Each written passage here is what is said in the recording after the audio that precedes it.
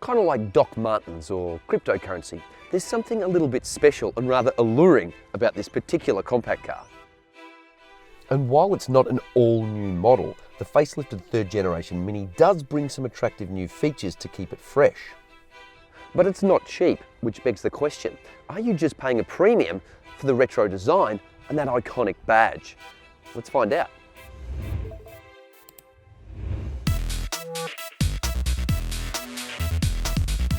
The updated British runabout is priced from $37,500, and here we're testing the mid-range Classic Plus, which is a $41,000 proposition.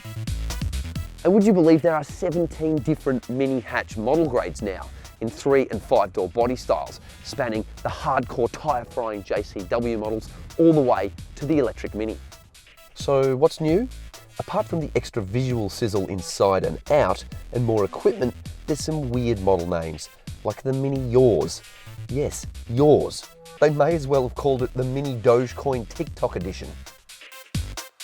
The latest Mini hatchback's signature design remains punctuated by these circular headlights, but now they're full LED across the range.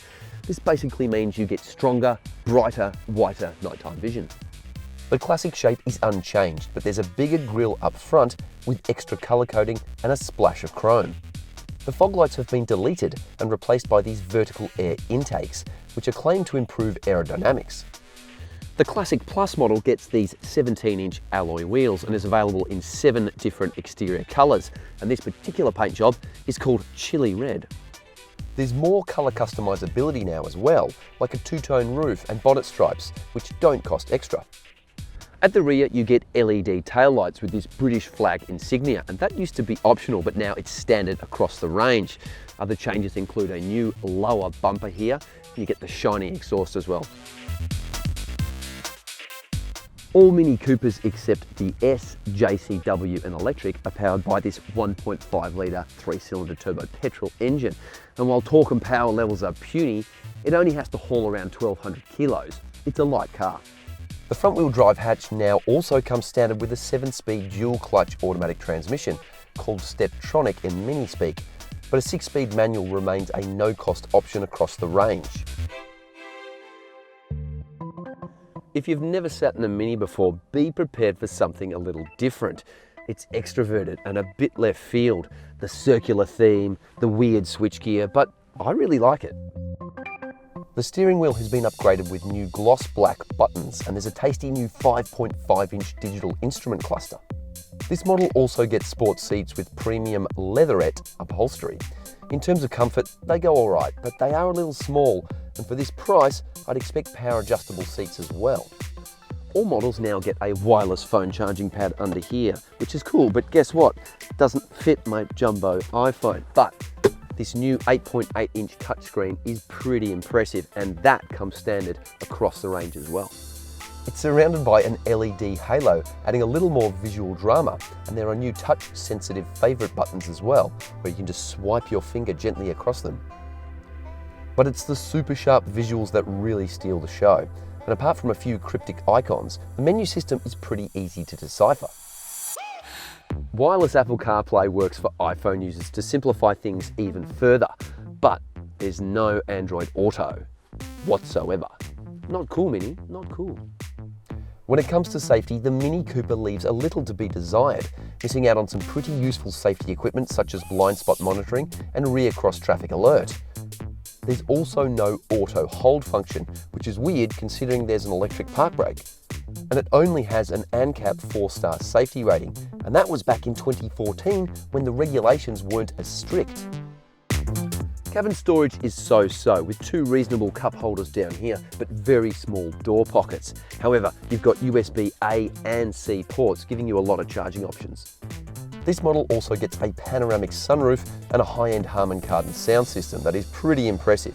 And while the cabin design hasn't fundamentally changed since 2014, there's no denying the layout has loads of personality.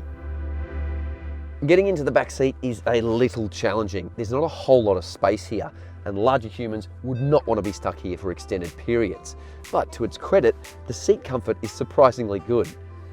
It's slim pickings for the poor souls unfortunate enough to be crammed into the back, with no USB ports and no air vents, with just a trio of cup holders to keep them company. There's no easy way to say this. The boot is tiny. Sure, you can get some grocery shopping in there, maybe a pack of Tic Tacs, but not much else. While there's no shopping bag hooks and no space saver spare tyre, there is a 12-volt socket, a little light, and 4 tie-down anchorages. Oh, and this little hidden compartment down here. Righto, time to cue the upbeat music. Let's drive.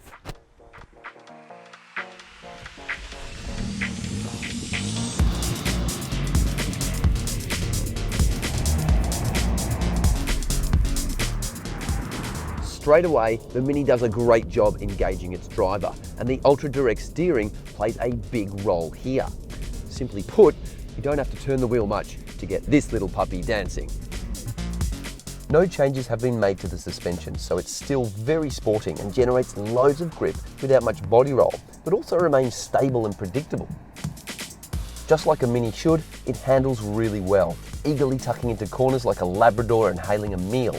But the steering is also beautifully weighted and offers plenty of feel. It's got poise, it's well balanced, and there's an overriding sense of solidity that makes this a satisfying car to zip around in, either around town or in the twisties. The flip side of this sporty suspension is that ride comfort is not always amazing. It can be a little harsh and jarring over bigger cracks in the road, and the short wheelbase means there's plenty of pitching as well. But the 3-cylinder turbo engine brings plenty of life to the party. It has loads of character, and that uneven thrumming and honest mid-range turbo thrust make it a lot of fun to drive hard. Standing start acceleration to 100 kilometers an hour is far from rapid these days, and while the top speed is more impressive at over 200 kilometers an hour, if you want to go quicker, you'll need to spring for the 2-litre turbo Cooper S model. The 7-speed dual clutch auto is pretty good. It's brisk when you're in a hurry, but smooth and quiet when you're plodding along. The only problem is there's no paddle shifters, which is a bit of a shame given this sporty setup, but you can change the gears manually with the auto gear stick down here. The engine can be a little coarse at times, but the car is generally smooth, refined, and generally quiet inside. It's impressive that even in these low-end models, these low-power models, how good the car-to-driver connection is. It's a lot of fun. Fuel economy is very good thanks to the small engine and savvy gearbox, but this 3-door model has average visibility out the back thanks to extra chunky C-pillars. Ownership costs are typical for a small European car, and you can pay up front for a competitive cap price service plan. But the 3-year warranty is shorter than what many premium brands offer these days. Although question marks remain around its safety credentials, this update keeps the Mini feeling fresh and engaging. But at the end of the day, you're going to pay a fair price premium over some very competent mainstream small cars. But hey, if you've got a few Bitcoin lying around and you love the look, this is the car for you. Thanks so much for watching. We hope you enjoyed that. You can check out more videos here and here or on the Car Sales YouTube channel. And if you want all the news up to date when we're publishing new stuff, don't forget to subscribe.